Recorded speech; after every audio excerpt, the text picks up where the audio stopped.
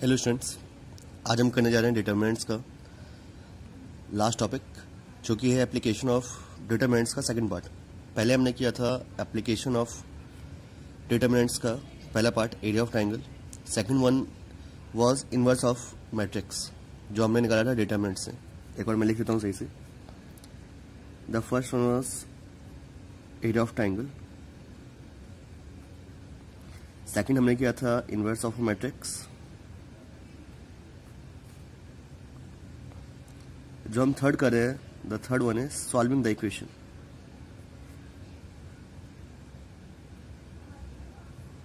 Solving the equations. So let's start the topic. जो हमारा पहला टॉपिक है आज का, वो है check the consistency. What is a consistent equation and inconsistent equation? Consistent and inconsistent.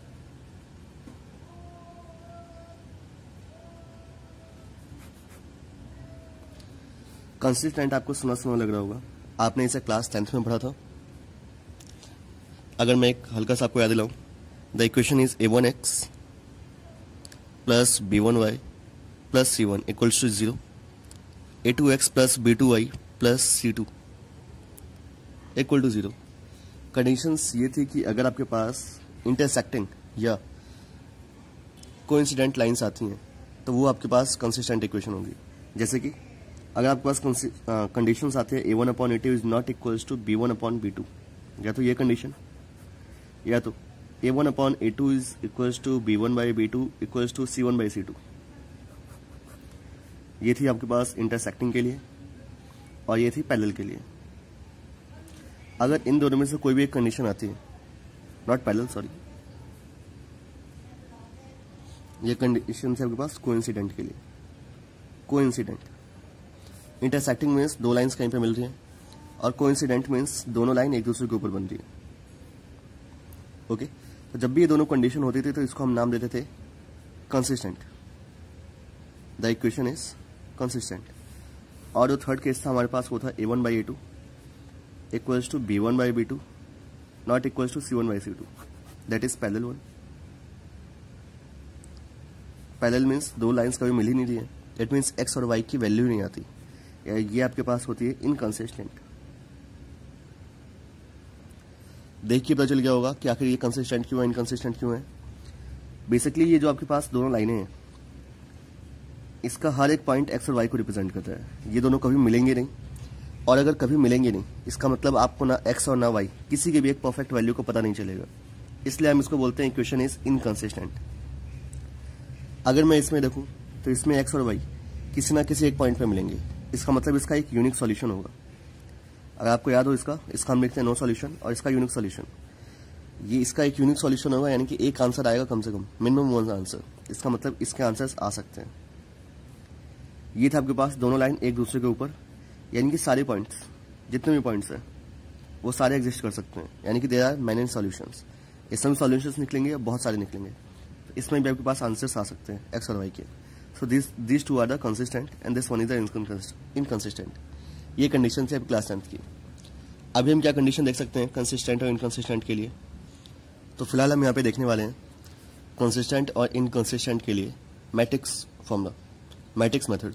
Okay, not matrix formula, it's matrix method. Basically हम देखेंगे डिटरमिनेंट का तरीका।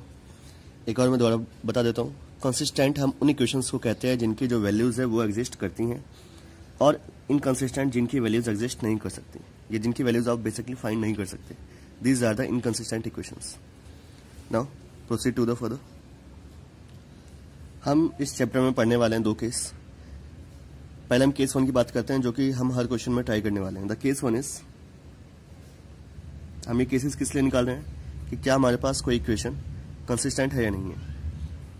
तो अगर किसी भी मैट्रिक्स का डिटरमिनेंट इक्वल टू 0 होता है, तो उसका जो आपके पास इनवर्स है वो एग्जिस्ट नहीं करता। इट मीन्स अगर ये नॉट इक्वल टू 0 रहा तो इसका इनवर्स एग्जिस्ट करेगा। अब मैं यहाँ पे इनवर्स की बात क्यों ला रहा हूँ? क्योंकि हमारे पास जो भी इक्वेशन गिवन होंगी, हम यहाँ पे बेसिकली काम करने वाले हैं 3 इक्वेशंस के साथ या तो 2 इक्वेशंस के साथ।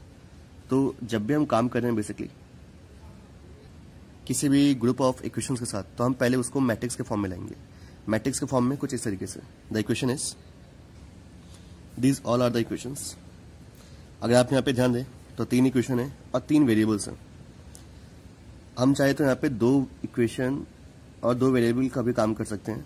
a1x plus b1y is equal to d1 and या फिर c1, कुछ भी जो आपको अच्छा लगे। a2x plus b2y is equal to d2। मैं d1 d2 ले रहा हूँ क्योंकि हमने इस समय d1 d2 लिया है। आपके पास भले इक्वेशन ये हो या तो ये। फिलहाल मैं इसको बताता हूँ कि आप इसको मैट्रिक्स फॉर्म में कैसे इस्तेमाल करेंगे। a1 a2 a3 जो भी एक्स वाले हैं पहली लाइन में, b1 b2 b3 c1 c2 c3, ये आएगा आपके पास एक बॉक्स में। In the second box you will have x y z, जो असल में ये वेरिएबल्स हैं। And the third one is equals में d1 d2 d3। ये हुआ इसका मैट्रिक्स फॉर्म। इन तीनों इक्वेशन का मैट्रिक्स फॉर्म होगा कुछ इस तरीके से। अगर मैं इसकी बात करूं तो a1 a2 b1 b2 x y x and y equals to d1 d2। तो सबसे पहले जो भी आपके पास गिवन इक्वेशन है उसके इस फॉर्म में लाइए, मैट्रिक्स फॉर्म में। अगर 2 इक्वेशन 2 वेरिएबल्स का है तो इस फॉर्म में, अगर 3 इक्वेशन 3 वेरिएबल का है तो इस फॉर्म में। जब ये हिस्सा आ जाए इसके बाद हम करते क्या है, इस पार्ट को जो कि आपके पास मैट्रिक्स फॉर्म है जहां पे बेसिकली वैल्यूज गिवन है, हम इसको नाम देते हैं a। The second one is b, sorry this one is the x, capital X matrix, and this one is the b। यानी कि ये हमारे पास कुछ हो गया ax इक्वल्स टू b। अगर मुझे x निकालना है, x का मतलब x y z निकालना है, ये कैपिटल X मैट्रिक्स नाम दिया मैंने इसे, तो x is equals to a inverse b। अब a डायरेक्टली इधर नहीं आता है, हम बेसिकली करते क्या है, a इनवर्स का दोनों साइड मल्टीप्लाई करते हैं। अगर मैं दोनों साइड a इनवर्स का मल्टीप्लाई करूंगा तो a inverse into a is identity, identity into x is x, इसलिए इसको हम लिखते नहीं है डायरेक्टली। मैं यहाँ पे डायरेक्टली करके आ रहा हूँ, x equal to a inverse b denote कर रहा हूँ। सो हमें सबसे पहले निकालना क्या है, दिस इनवर्स। देखो दोबारा, आपके पास जो भी क्वेश्चन गिवन है आप उसको पहले मैट्रिक्स फॉर्म में लाइए, उनको नाम दीजिए, पहले को a, एक्स वाई जेड वाले को x, और लास्ट वन इज b। इसके बाद x का जो फॉर्मूला होता है वो होता है a इनवर्स b। अब आपको निकालना है जो भी इक्वेशन है, जो ये मैट्रिक्स है, इसका इनवर्स निकालना है। इनवर्स कैसे निकलेगा, बाय द एडजॉइंट मेथड, जो हमने लास्ट वीडियो में देखा है। आप उस तरीके से इसका इनवर्स निकालेंगे। जब इनवर्स निकल जाएगा तो उसका b में मल्टीप्लाई कर देंगे, जैसा मैट्रिक्स मल्टीप्लिकेशन में करते हैं। यानी कि पूरी बात आकर रुकती है इस इनवर्स पे। अगर ये इनवर्स निकलेगा तब आपके पास x की वैल्यू निकलेगी, अगर इनवर्स नहीं निकलेगा तो आप x भी नहीं निकाल सकते। इसलिए हमारे पास जो केस 1 है, if a is not mod det a is equals to not 0, अगर ये डेट a 0 के इक्वल नहीं रहा तभी इनवर्स आप निकाल सकते हैं, तभी आपके पास सॉल्यूशन एग्जिस्ट करेगा। अगर det a is equals to 0 है तभी सॉल्यूशन एग्जिस्ट करेगा, अदरवाइज सॉल्यूशन एग्जिस्ट नहीं करेगा। जो केस 2 है उसके लिए अगर मैं देखूं केस 2, तो केस 2 में हमारे पास है, अगर डेट a इक्वल टू 0 हुआ तो इसके सीरीज से 2 मतलब है। अगर डेट a इक्वल टू 0 है इसका मतलब ये कोइंसिडेंट है इक्वेशन। तो लाइंस होंगी वो कोइंसिडेंट होंगी या तो पैरेलल होंगी। इट मीन्स या तो इसके मैनी सॉल्यूशन होंगे, इन्फिनिटली मैनी सॉल्यूशन, या तो नो सॉल्यूशन। अब रही बात दोनों में से कौन सा होगा, तो इसको करने का सीधा साधा तरीका, आप सॉल्व करते रहिए, लास्ट में जहाँ पे आंसर आएगा वहाँ पे अगर आप रुक जाते हैं, इट मीन्स वो आपके पास नो सॉल्यूशन अगर आता है नो सॉल्यूशन, मैनी आता तो मैनी।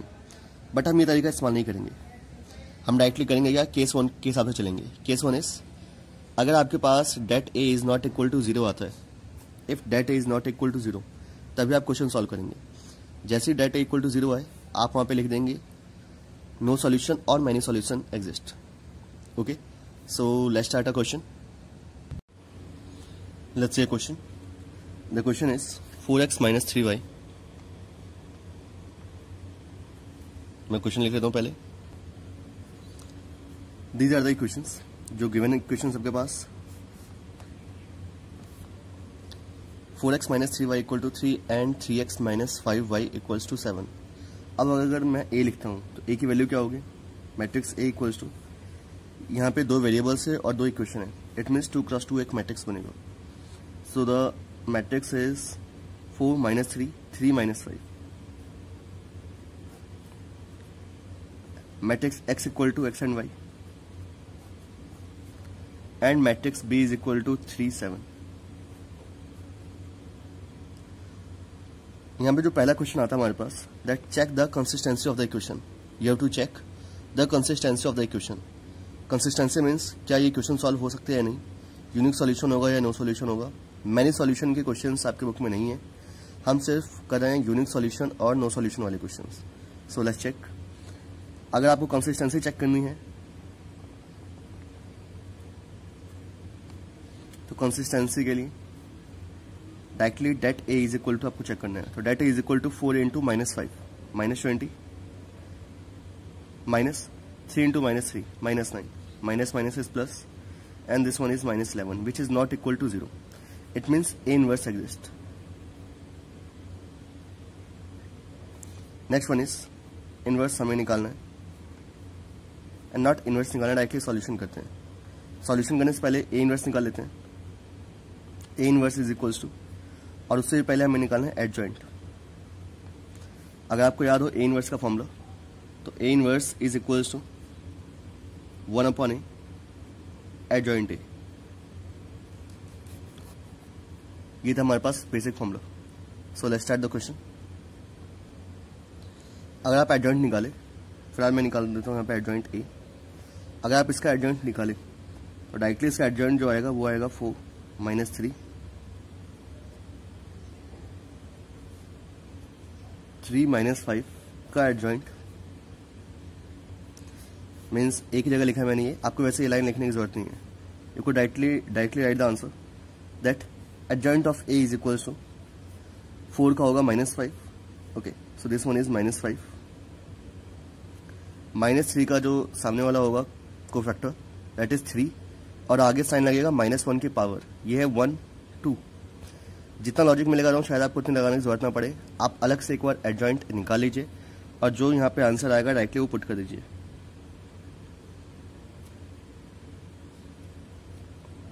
That's the adjoint. फिलहाल जो मैंने लॉजिक लगाया है वो देखने के लिए सिंपल ये है कि 4 का होता है -5। अगर मैं इसका कोफैक्टर निकालूंगा -5, पावर पॉजिटिव आएगी इसलिए पॉजिटिव, या फिर अब भी आप पॉजिटिव नेगेटिव को ना देखें, डायरेक्टली माइनर निकालें। 4 का -5 माइनस 3 का होगा 3, तो वो मुझे यहाँ पे लिखना चाहिए था बट वो मैंने यहाँ पे लिखा है।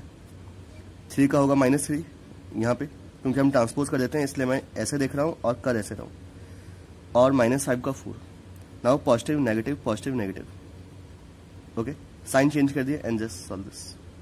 नेक्स्ट वन इज, या फिर आप डायरेक्टली पावर को ऐड कर दीजिए, जैसे कि इसका मतलब ये किसका है, इस वाले का, और ये है आपके पास 1 + 2, तो -1 की power 1 + 2 is odd -1, so this is the -3। Okay, इसका सामने वाला था ये, इसके आगे एक माइनस का साइन लग गया, दैट्स द -3। इसका लास्ट वन 4, पावर हो गई इसकी 2 + 2, ये आपके पास सेकंड एलिमेंट है, 2 एलिमेंट है, 2 + 2 is positive and positive, so this is +4।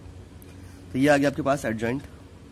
अगर आपको ये लॉजिक अच्छा लगा तो ठीक है, नहीं लगा तो आप जैसे नॉर्मली निकालते हैं element by element, find this. Next one is A inverse equal to 1 upon det A into adjoint.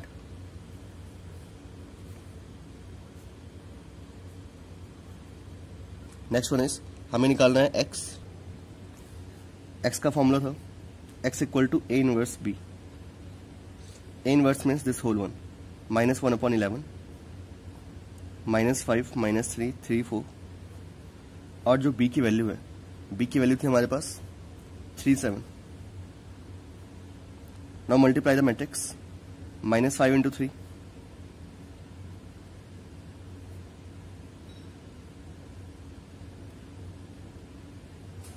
3 into 7 -3 into 3 and 4 into 7. This equals to 6 and this is 19. सामने हमारे पास बच गया -11 जो इस मैट्रिक्स के बाहर है। पहले हमने मैट्रिक्स का मल्टीप्लिकेशन कर दिया और ये नंबर बाहर वैसे का वैसे ही। आप चाहे तो पहले -1/11 का मल्टीप्लाई इन दोनों में, इन चारों में कर दें, उसके बाद इसको सॉल्व करें। बट वो फ्रैक्शन होगा, इससे शायद थोड़ा अटपटा लगे। यही सर जो शायद दिखा नहीं, -15 + 21 and this is -9 + 28। You could solve this. Matrix x की जगह मैं लिख रहा हूँ XY और यहाँ पे मैं लिख रहा हूँ 6/11, आगे एक माइनस का साइन, एंड दिस इज 19/11, आगे एक माइनस का sign. It means x equal to this and y equal to this. This is the capital X। Matrix x था ये आपके पास, तो ये कैपिटल देखिएगा ध्यान से। तो x की वैल्यू हमारे पास -6/11 एंड y की वैल्यू -19/11। That's answers. ये वाला क्वेश्चन मैंने इसलिए लिया है क्योंकि यहाँ पे जो आंसर्स है वो फ्रैक्शन में आ रहे हैं। आपके आंसर्स फ्रैक्शन में भी आ सकते हैं। आपके अगर आप एनसीईआरटी के क्वेश्चन करते हैं तो ज़्यादातर आंसर्स नॉर्मल्स आएंगे, बट एक क्वेश्चन शायद ऐसा भी आपको मिल जाए फ्रैक्शन वाला, या सेम यही क्वेश्चन हो। Try the further questions. Exercise 4.6 4.5 का जो बेसिक क्वेश्चन थे वो थे एडजॉइंट और इनवर्स, जिसके वीडियो में अपलोड कर चुका हूँ। This is the exercise 4.6 consistency of equation and solving the equation. Solve this. अभी हमने किया है मैट्रिक्स ऑफ ऑर्डर 2x2। यहाँ पे अगर 3 होते, यहाँ भी कुछ z, यहाँ भी कुछ z, तो आपके पास मैट्रिक्स भी 3 में बनता, XYZ होता और ये भी आपके पास 3 में आता। सेम प्रोसेस होता। Check the consistency, find the inverse, A inverse निकालने के बाद x equal to A inverse B, यहाँ पे A इनवर्स डालते और B मैट्रिक्स का मल्टीप्लाई करते और डायरेक्टली कंपेयर कर देते XYZ को, जो भी सामने 3 आंसर्स आते हैं। थैंक यू, मिलते हैं नेक्स्ट वीडियो में।